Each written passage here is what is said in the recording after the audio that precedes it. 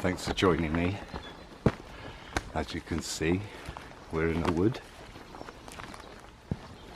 and I don't have my gimbal, so footage will be shaky, but I'm going to be talking to you, so you'll see a lot of me because I have things to say.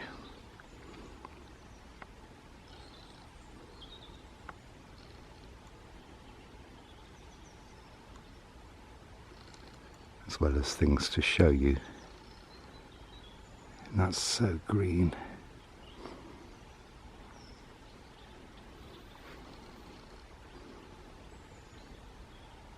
Well, 8 days ago I was on another part of this hill early in the morning, and I saw something.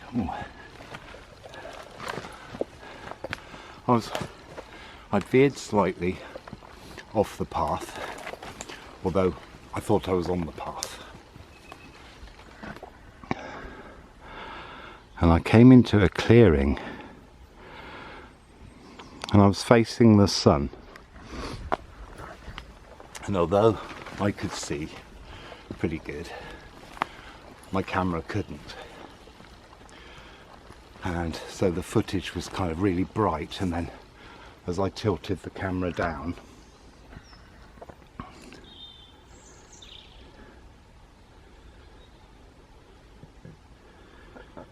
the image got darker.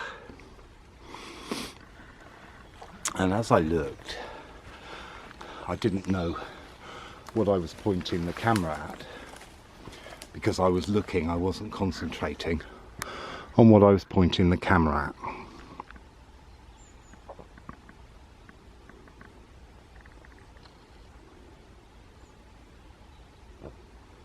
It's so mossy, so wet with spring running through it.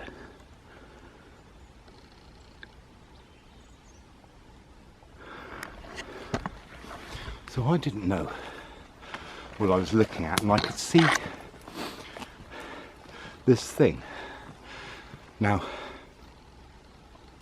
I thought at the time, oh, look at this, the catkins on there.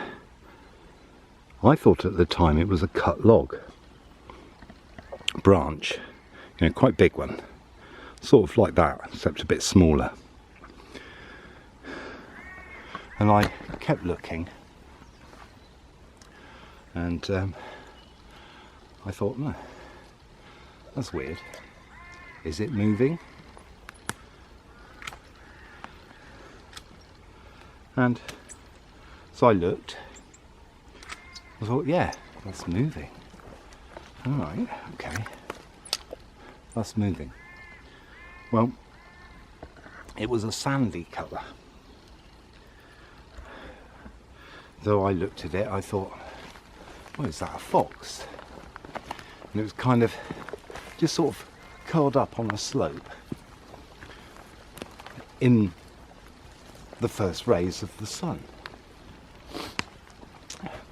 Yeah, it seemed to be having a little warm up.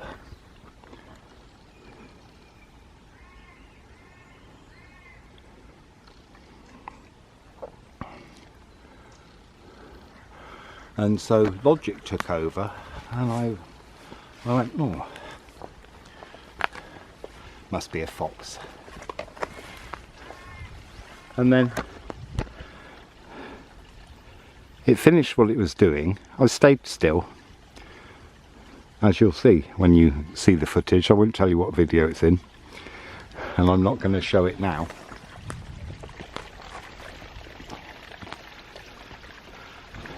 And then it sort of moved and went off into the wood. Now, because I'd convinced myself that it was a fox, I saw what I thought was a bushy tail, but I don't think I did. Anyway, the head, because I was looking at, wow, that's fallen down since last time I was here. And as it went off, I thought to myself, that's too big for a fox. Surely that is too big for a fox. And not only that, it was the wrong colour. It was sandy.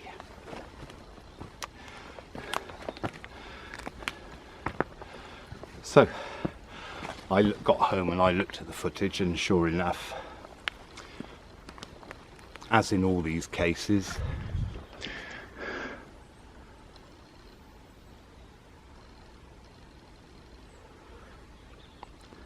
the footage was too dark to see anything. Now I'm going to try lightening it up. A few people have helped me out that because I don't have a way of doing that. And well, because it's so far away, it's just beyond the capability of my zoom. So, and as such, it doesn't come out very clear. It's a blob, but it's a big blob nonetheless. It's not a tiny blob. And I would say that it is a puma shaped, sized, coloured blob. Now, what makes me think that is because I know people who have seen a puma around in this area over the years, over the last 25, 30 years.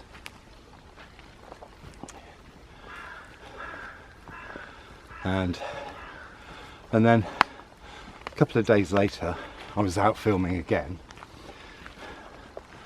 and I was just having a coffee by a stream, and I saw a fox. So I quickly got out my camera out and filmed the fox. And then I thought to myself, yeah, there is no way that was a fox. There is no way it was a dog, because it wasn't moving in a dog-like way.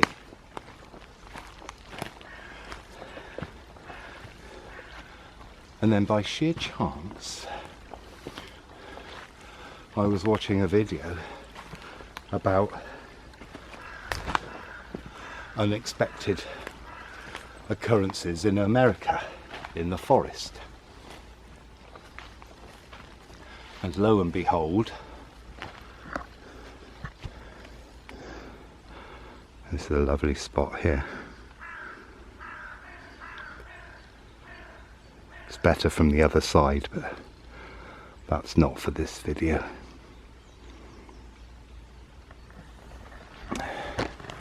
And it showed someone who just thought they bumped into a bobcat on a forest trail they were running on. Well, as it turned out, what happened next, because they got their phone out and started filming it, what happened next was a puma, a female puma, so came running after them and followed them. They were walking backwards the whole time, and the thing went on for about, the whole situation went on for 6 minutes.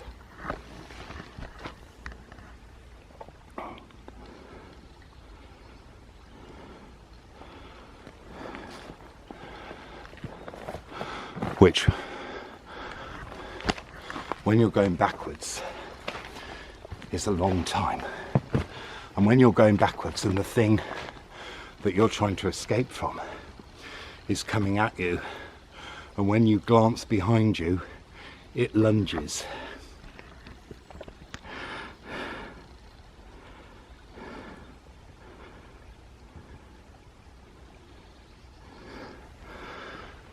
And as a result, luckily what happened was he backed off so far that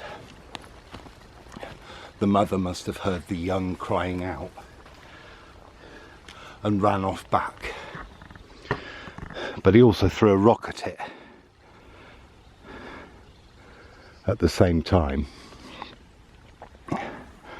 and both things together, she ran off.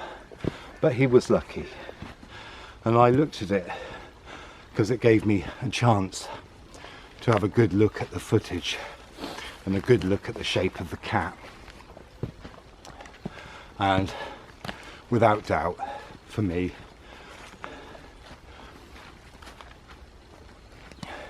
I think it was a puma. So that has made me wary today. I mean, very wary. I think I've spotted somewhere where a panther could live. Any tree climbing cat could live.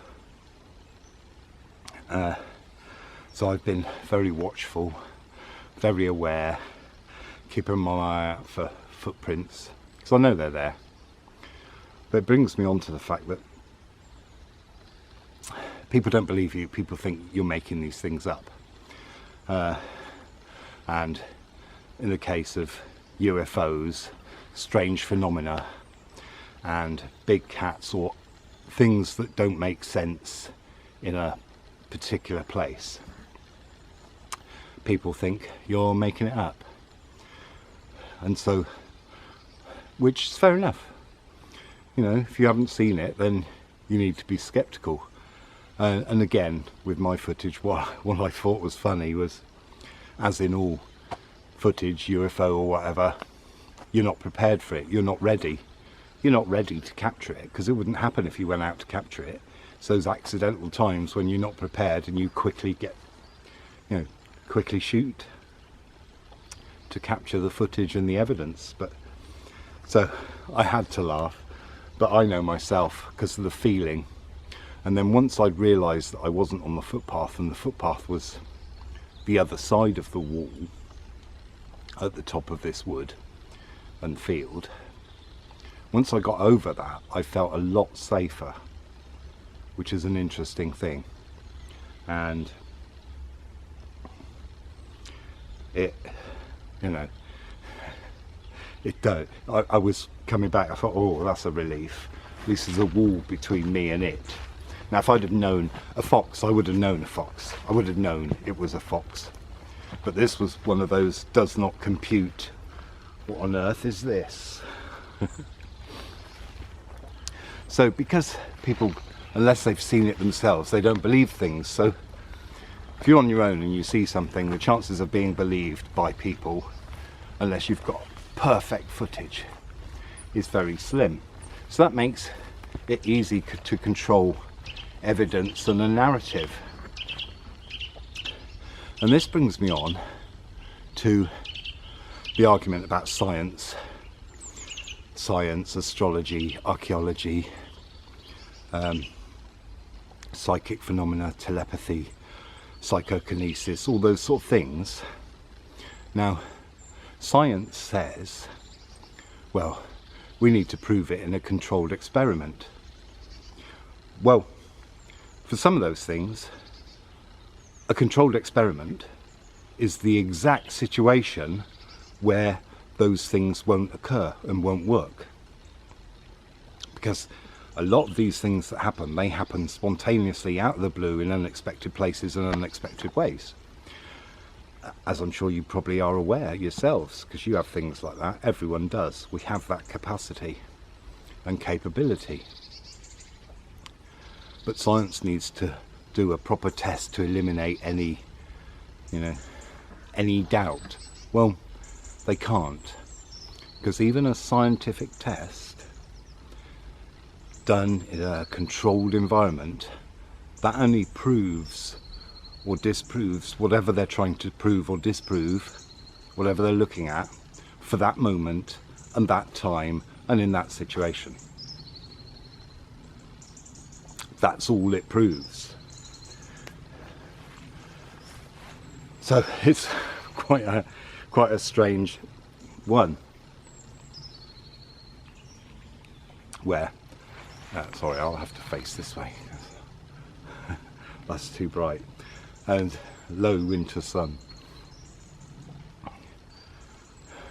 So that's the danger of believing science, because there are things that science will never be able to prove because of the very nature of those things. And often I think about astrology, and people, quite well-known people, they go, oh, astrology, what a load of, you know, what a load of feces, right? But that's like saying when somebody walks into a room without you knowing, you can't feel them. Well, sometimes you can't. But if you're a person who's aware, you will feel it. It's different if you're asleep, but if you're awake, you know if someone's walked into the room. And that's the same as, and you're affected by that, the same way that the movement of the moon, which affects the oceans and the tides, well, if that affects the oceans and the tides, surely it's going to affect people, because it affects the oceans and the tides. Do you see what I mean? So I've been thinking about this, because it's quite an interesting one, because it does anger me, because science is like the new religion. But and that's reasonably true, because science feels, because of Christianity, that science can do what it likes. Science can experiment on animals, because of Christianity gives humans dominion over all things. And so if you're interested in science, you're not an atheist. It's impossible. You can't be. You're a Christian. And most of them don't even know, because you can't consider yourself to have dominion over all things if you're not a Christian, because, well, people who aren't Christians don't think they have dominion over all things. They treat things with respect, and that's what we've lost. We need to treat the earth and everything in it, everyone else, everything else, with respect and nurture it. We can't go cutting forests down or hedges down just because we want to. It's time to stop. Anyway, thanks for watching.